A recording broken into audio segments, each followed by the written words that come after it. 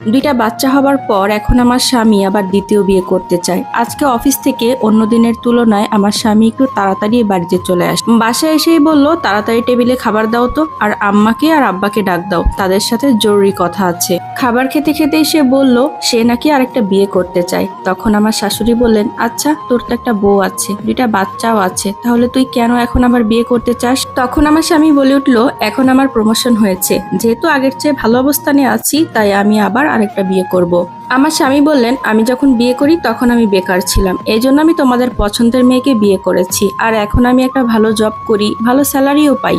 আমি চাই আমার নিজের পছন্দের একটা মেয়েকে বিয়ে করতে, আর একটা মেয়েকে খাওয়ানোর মতো সামর্থ্য এখন আমার আছে, আর এই জন্যই আমি নিজে দেখে শুনে সবচেয়ে সুন্দরী একটা মেয়েকে বিয়ে করতে চাই। আর যেহেতু আমার বউকে আমি খাওয়াবো, আশা করি কারোর এখানে কোনো আপত্তি থাকবে না। এ কথা শোনার পর আমার শ্বশুর আমার ছেলে মেয়ের মুখের দিক তাকিয়ে বলল, আচ্ছা এই যে তোর দুইটা সন্তান আছে, ওদের ভবিষ্যৎ কি হবে?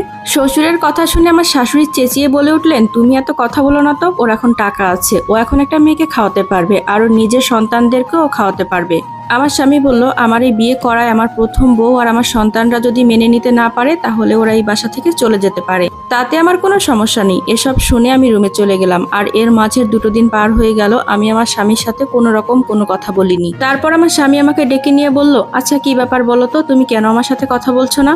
দেখো, আমি এখন ভালো একটা জব করি, আমার প্রমোশন হয়েছে, আমি তো একটা মেয়েকে খাওয়াতেই পারি, তোমাকেও আমি স্বাধীনতা দিয়েছি, তুমি যেখানে ইচ্ছা সেখানেই থাকতে পারবে, তাহলে কেন চুপ হয়ে আছো? তোমার যদি মন না চায় সতীনের সংসার করবে না, তাহলে তুমি চলে যেতে পারো। তখন আমি আর চুপ থাকতে না পেরে এক বুক কষ্ট নিয়ে বলেই ফেললাম, যখন তুমি বেকার ছিলে, শূন্য পকেটে ছিলে, যেভাবে চেয়েছো সেভাবে থেকেছি, কখনোই কিছু চাইনি, প্রেসার দেইনি কখনো কিছু দেওয়ার জন্য, দামি দামি সোনা গয়না চাইনি, সবসময় তোমার অবস্থান বুঝেই চলার চেষ্টা করেছি। নামাজের পাটিতে বসে আল্লাহর কাছে কান্না করতাম আর বলতাম, আল্লাহ তাড়াতাড়ি যেন তোমার প্রমোশনটা হয়, আর আমরা যেন একটু সচ্ছল ভাবে চলতে পারি। কিন্তু কখনো আমি এটা ভাবতে পারিনি যে তুমি সচ্ছল হয়ে গেলে আমাকেই ভুলে যাবে। মানুষ যে কতটা পরিবর্তন হতে পারে সেটা তোমাকে না দেখলে জানতামই না, এটা বলেই আমি সেখান থেকে চলে গেলাম।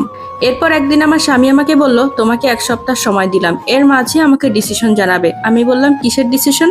আমি তো 2 দিন পরই বাচ্চাদের নিয়ে বাবার বাসায় চলে যাচ্ছি, আর হ্যাঁ, এটা ভেবো না যে বাচ্চাদেরকে ঝামেলা হিসেবে তোমার কাছে রেখে যাব, তোমার পথ ফাঁকা করেই আমি চলে যাব। তখন আমার শাশুড়ি এসে বলল, তোমার যেখানে মন চায় তুমি চলে যাও, কিন্তু বাচ্চাদেরকে নিয়ে যেতে পারবে না, আর হ্যাঁ, তুমি ওদেরকে কি খাওয়াবে যে নিয়ে যেতে চাও? তখন আমি বললাম, কেন, এতদিন আমি আমার বাবার বাসায় যা খেয়েছি তাই ওদের খাওয়াবো, আর আমার বাবার বাড়িতে যে শিক্ষাটা পেয়েছি তাই দেব। আপনি যে শিক্ষা দিয়েছেন সেই শিক্ষা আমার ছেলেকে আমি কখনো দেব না। বাচ্চাদেরকে নিয়ে আমি বাবার বাসায় চলে আসি। এর সপ্তাহখানেক পরে দেখলাম আমার স্বামী হঠাৎ একদিন এসে হাজির। আমি বললাম, কি ব্যাপার, তুমি এখানে কেন? আমার স্বামী বলল, তোমাদেরকে ছাড়া 1 সেকেন্ডও ভালো লাগছে না।